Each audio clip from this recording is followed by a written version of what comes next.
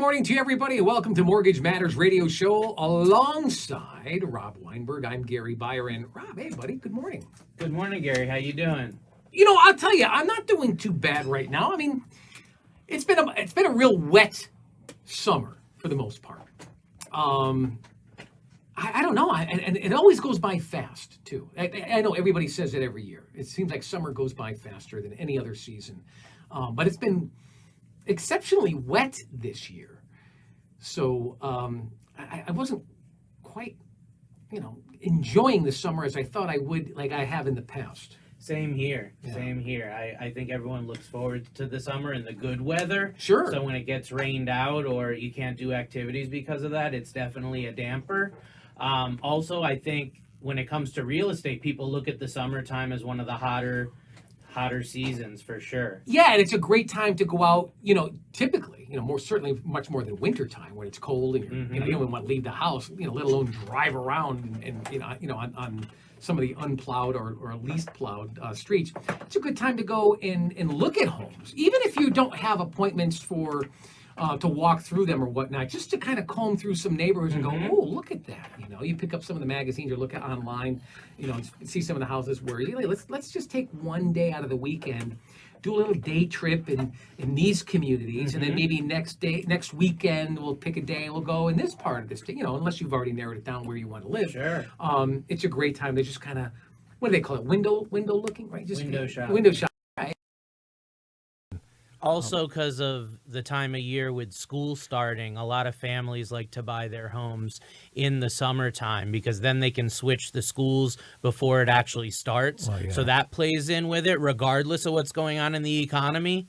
And moving. Who wants to move? Right. When you're back at school, snow and ice and just all the things that go along with that. So super excited today, Gary, because I have a special guest with us, Dana Flanagan.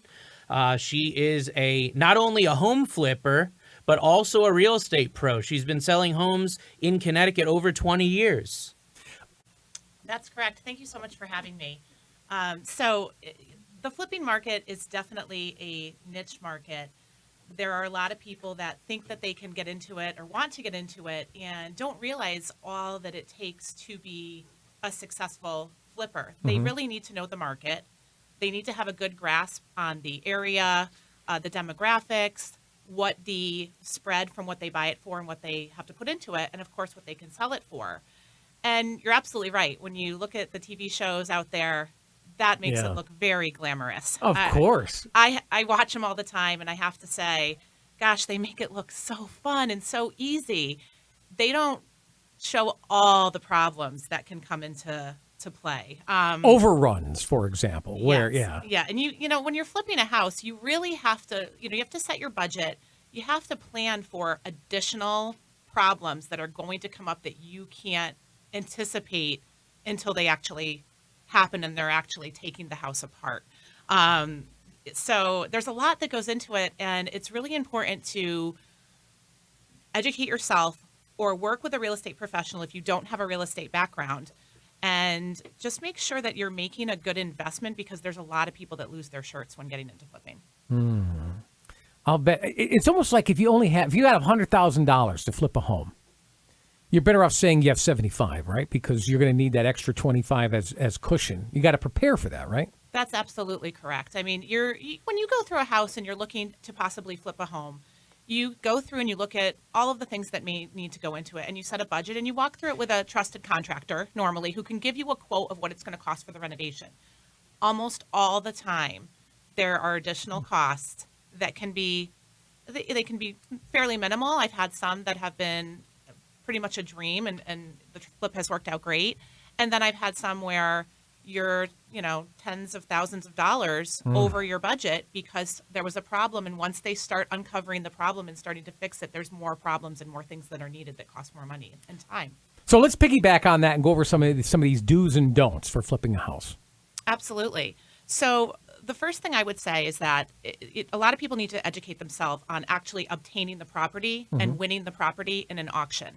So a lot of times these homes are posted on sites. They're obviously bank-owned properties. There are certain specifics and criteria that the bank is requiring in order for you to even get the property. I think there's a real misconception with buyers thinking that they're going to lowball these bank-owned properties. These banks set the prices of basically what they're willing to sell the property for, and you are not the only bidder. There could be hundreds of you. You're always up against multiple bids. There is no room for contingencies. You're not going to be going in there and asking for anything to be fixed. And most of the time, you're going in as a cash buyer. Whether you're getting private financing from a hard money lender, whether or not you have your own funds to be able to purchase cash, but trying to obtain a traditional mortgage is not going to work when you're looking to flip a house. So I think it's really important to be very knowledgeable on the fact that the banks don't want any contingencies. They're not going to take somebody that's selling a property to buy another one. I have seen people that want to purchase a property to not flip a bank-owned property and live in it, and they have the contingency of selling their home, and those are also not going to work. So just obtaining the property first and foremost is half the battle, really. What about a home inspection on a flip? Do you recommend that? That would take all day, Yeah. I would imagine, right? Yeah, I mean, you certainly can do your own inspection. The bank isn't going to allow for any contingencies. So I kind of do my own inspection visually because I know what to look for because I am a real estate professional. But if you're just kind of winging it and going in on your own, you're going to have to get access to the property. Well, you So- say you can't get a normal, what's a traditional mortgage. So what kind of mortgage then would It would there be a private mortgage, hard money. Most of the investors I know that are doing these home flips, they typically have multiple properties and they've got lines of credit available to them. Pretty much every pro that I know that does these home flips has home equity lines What if of this credit. is your first home flip then? What if you're like, well, Well- I kind of want, I'm intrigued by this. Maybe I want to do this. I can be in, maybe 20%. I would say the two most popular are what she said with private financing. There are hard money lenders. They charge high rates and high fees. You're not getting a conventional mortgage or an FHA loan on these properties. And then the second one would be to do like a cash out refinance on one of your other homes that you do. And maybe you have one property you've lived in for years. You built up this equity. We can do a cash out refi, or you can get a line of credit on the property. And that's where you get the money to do the first flip. Would you Okay. say that's pretty common? Absolutely. Yep, that's exactly right. And, when you're looking at flipping these properties, just obtaining the property and winning it in an auction can take a lot of time. So it's not just, I won the bid, I'm going to close next month. Sometimes it takes, 4 months or so to close on these properties. And then you have to think about the timing and the availability of whatever contractors are working on the property. The timing sometimes weather-wise isn't always great.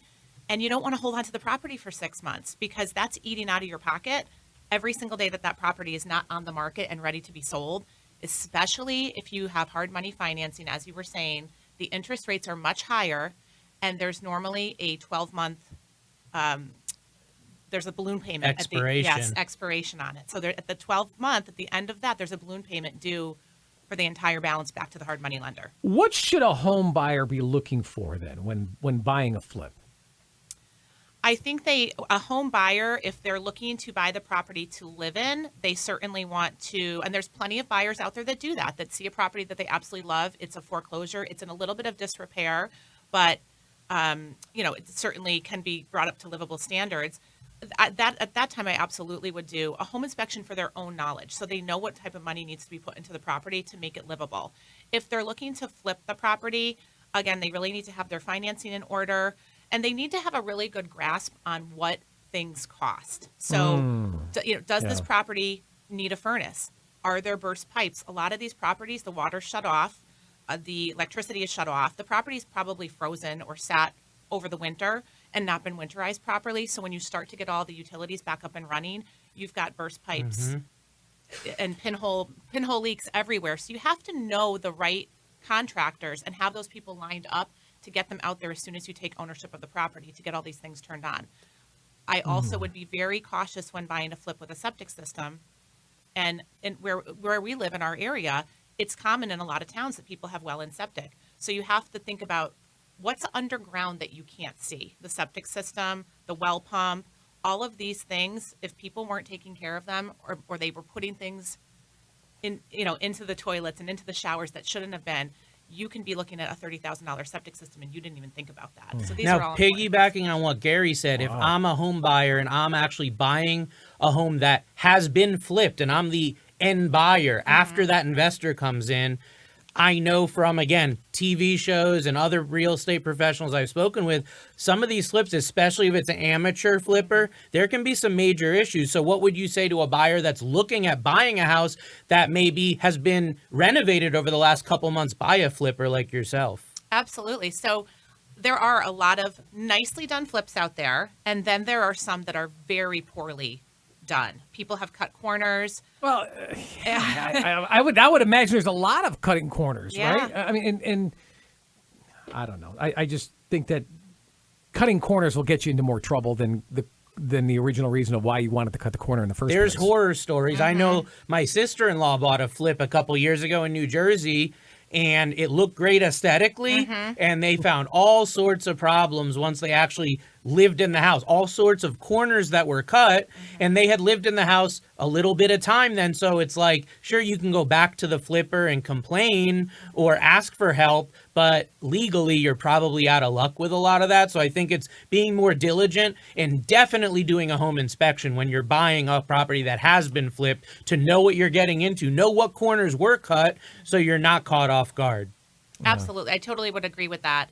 There are a lot of flippers that will basically put lipstick on a pig, and the property looks beautiful until you really start to get into the property. And a lot of times when you're walking through a home as a buyer and you're excited and wowed by the granite and the stainless steel appliances and the new tile floor, sometimes you really have to look closely. And they say you only see 60% of the property of any home when you go through it the first time, because you're looking around, you're not exactly taking in everything, and you're not looking at all the trim work and how these things were constructed. A lot of times, one of my things I hate the most with flips is when people go over a floor with a floor. I can't stand that. When they go over a tile floor with another tile floor. What happens with that is that the tile, it doesn't lay right, and it just starts to slide around and crack and break, sometimes within months of living in the property. And it looked really pretty at the showing, and now you've got to replace an entire floor. So those are some corners that you'll see people cut. You know, painting the cabinets is something that I do not recommend. I don't ever think it looks good. Once in a while, I'll see a really nice job, but for the most part, they'll paint the outsides. You got to look in the drawers and the cabinets. There's a lot of little ways to cut corners that I think also sometimes they feel like they're saving money, but in the end, painting cabinets and getting quality cabinets sometimes can be very similar in pricing. When you price it out in the end, the time that it takes to paint versus just install cabinets is a lot more. So you're going to pay for labor versus the cost of the product. I painted mine myself. Well, my wife and I did. Well, there you go. That's your time. So what's that worth to you? Right. But I mean, look, I don't want to focus a lot on the negatives, although we'd be remiss if we didn't, in all fairness, bring them up. But why are home flips such an attractive option in today's market? Well, they're attractive as far as being able to, obviously, for the home flippers in the market that we're having right now and the increase in home values overall, you're seeing a huge return when you're flipping a property, especially if you can find one that doesn't need a lot of work. And there are some that I've walked into and I'm like, wow, this really doesn't need that much. And I'm shocked at the price. We actually live in a home that we were going to flip. It's a custom built home. It sat for a while after it got foreclosed on. I was expecting a complete disaster when I walked in there. There was nothing wrong with this property. The person that lived there before took all the light fixtures. That's it. And I would have replaced those anyway. And there was a little rippling in a bathroom floor, which was hardwood, which I knew there had been some water damage somewhere. When we got all the water running, we had 9 burst pipes. Oh, my goodness. But the 9 burst pipes cost us $2,500 to fix. That was it. And we have so much built-in equity into this home now. So sometimes what looks like it could be maybe some people are scared of it, and I completely understand that. I knew what to look for, and you would think you'd have problems 3 years later of a home that froze in the wintertime. No other problems. I bought a flip property myself as well, and I can attest that me and my wife were actually contemplating building a new home versus just buying an existing home. This is several years ago, different market, but we had looked at the price to build with several builders and looked at price per square foot on buying existing, and it made so much more sense. We got so much more for our money, but the key was we didn't want something that was run down, right? Who wants to move in and spend all this money on a house that really looks like it hasn't been kept up very well and whatnot? So we got lucky and we found a house that was being flipped. I mean, they went in, they bought it as a foreclosure from the bank, spent a ton of money, top to bottom, redoing everything. And when we walked in, it felt like new construction. And like I've talked about previously, I bought new construction before. I know what it feels like and it smells like. And that's how I felt in this home. So it was such an attractive option because price per square foot was great. You know, the amenities were amazing. Everything worked out, but you do have to be careful. So. Can you discuss the limited flip properties available now and why that is? Sure. Well, what we're seeing right now in the limited amount of foreclosures available is really a result of what has gone on with the pandemic and the extension of the forbearance on foreclosures. So it keeps getting extended. So people that are unfortunately not able to afford their homes and are headed down the road towards foreclosure are not being kicked out of their properties. So we're seeing a limited inventory of foreclosure properties at the moment. I do think when they start cracking down, and unfortunately these people are kind of forced out of their homes, I do think we're going to see a huge influx of foreclosures. That's not going to happen right away. It takes a little while for the banks to catch up with the market. When it comes to foreclosures, it takes a while it's not normally a quick process to get people out of their homes. And that's why you'll see some of these foreclosures go from, the person they stopped paying their mortgage at a certain date, maybe 12 months ago, and they're now being foreclosed on 12 months later, and they're actually not basically getting kicked out of their home for like another year or so. So I think we're going to see this probably 2 years down the road, would be my guess. I don't think it's going to be like in the next, spring or anything like that. Folks, you are listening to Mortgage Matters Radio Show along with Rob Weinberg. I am Gary Byron. Our guest this morning is a real estate agent and an individual who specializes in home flipping, Dana Flanagan. You can contact her at the Flanagan Realty Group. I believe they're in Glastonbury, right? Yes. Yes. Yep. You can check them out at www.flanaganrealtygroup.com. Again, flanaganrealtygroup.com. And 860-796-0562. Again, 860-796-0562. What does the near future look like for home flippers and buyers who want these types of turnkey properties? Sure. So I think what we're going to see is, you're going to see some quality flips with people that have a little bit more of an eye for maybe design now. Product prices are up. So it's going to be getting rid of, it's going to be getting rid of some of the hacks out there that are just sort of throwing things together and hoping that, throwing against the wall and hoping it sticks type of thing. Right now, all the lumber's up. All the product prices are up. I mean, everything is up right now. So if you're going to be flipping a property, you really need to have a good spread from what you buy it for, what the budget is for the flip, and obviously, of course, what you can sell it for. The market is still very good to be selling a property. So the chance that you're going to be able to make a good amount on your property based on the work that you're putting into it. I mean, if you have a property that's got $100,000 spread between maybe like you buy it for $250, you can sell it for $375, and you got to put $100,000 worth of work into it, obviously that's not a very good buy. So there's a little bit of a formula that goes along with doing that. And if you don't know how to navigate the foreclosure market, you really need to talk to a real estate professional. There's a lot of people that just feel like they're going to put the bids in themselves. They're not educated enough to make a decision that they're going to benefit from in the end. Interesting. Can you talk a little bit about your experience, though, as a flipper and how it helps you when working with buyers who want to, flip a property? Because you're both. I mean, you've got the experience of being a home flipper, but you're also a real estate agent owning her own real estate agency. So yeah, I would imagine that it's the best of both worlds when somebody sits down and decides to do business with you. Right. So I've been a realtor for 20 years. I sell over about 125 homes per year on average. And I have had investment properties.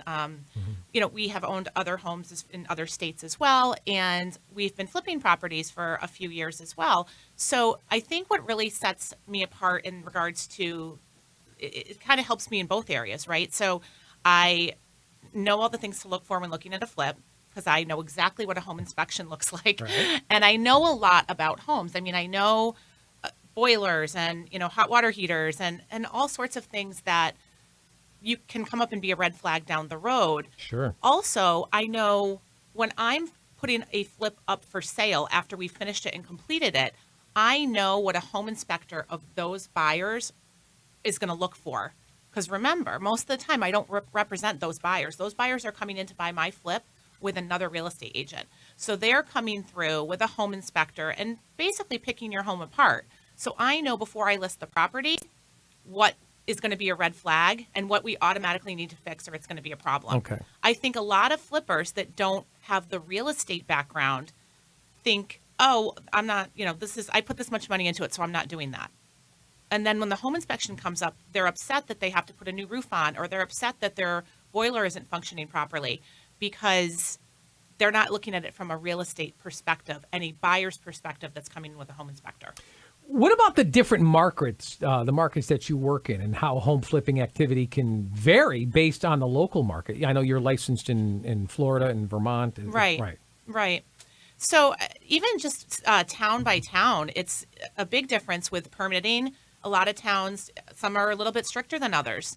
The length of time to get permits. I mean, back this summer, or last winter, I should say, there were people that were trying to get, and I'm going to leave the town out of it, but there were people that were trying to even simply get a wood stove installed, and it was 8 months to wait for a permit. Oh my goodness! So or to finish their basement. A lot of people were doing home renovations during COVID, and still are doing home renovations.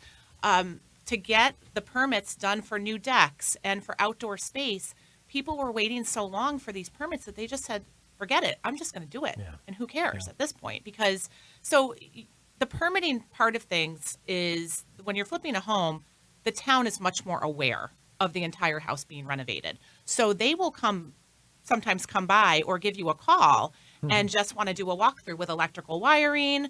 There's a lot of things that need to be done that if you're not there every day, and this is another point that I'd like to make as well, if you're not checking on these properties almost every day, you have a full-time job maybe and you're doing the flips on the side.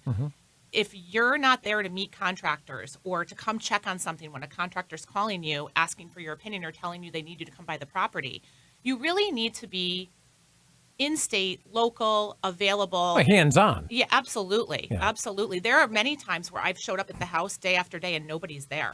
And every day that goes by is money out of our pocket and time that we're losing in regards to timing with the market too. So you don't want to put a property on the market a month later than you intended because the market can be completely different. I think a lot of people too that see this stuff on TV and like you said, they think it's going to be so easy. I know several of my clients that have done refinancing and things to get money to flip homes, and very few have been successful. Let's put it that way. I think there was a client last year that did this and said to me, "Rob, I did all this and I made 10 grand in the end." And I went through all this, and at the end, the overruns and the taxes and the winterization and all this stuff that had to be completed. And it was his first flip. He was in on it with a buddy that had done a couple and was promised the world. And at the end of the day, he made 10 grand and he said it wasn't worth it. So you really need that pro on your side. No, and this is, any last minute advice that you could give to somebody listening right now who might be interested in getting into home flipping? Only got about a minute and a half. I would say do your research. Okay. Talk to a professional. I'm happy to help anybody out there that has any questions with investing, flipping, real estate in general. But talk to a professional and really educate yourself on the amount it's going to cost you to flip a property.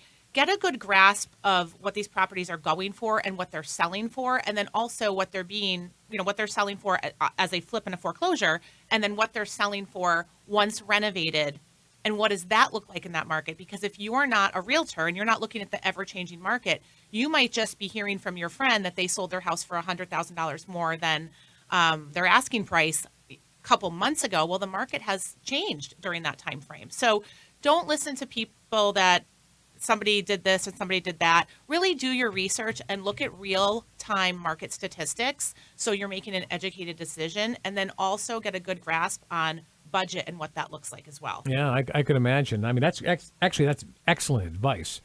But you're right. I'm listening to you, and I'm like, so many people have delusions of grandeur where they're going to make more than $10,000, or this is going to be a fun project, and then you deal with contractors and deadlines and overruns, and it's like, and permits in the town, and it's like, oh, this isn't fun at all.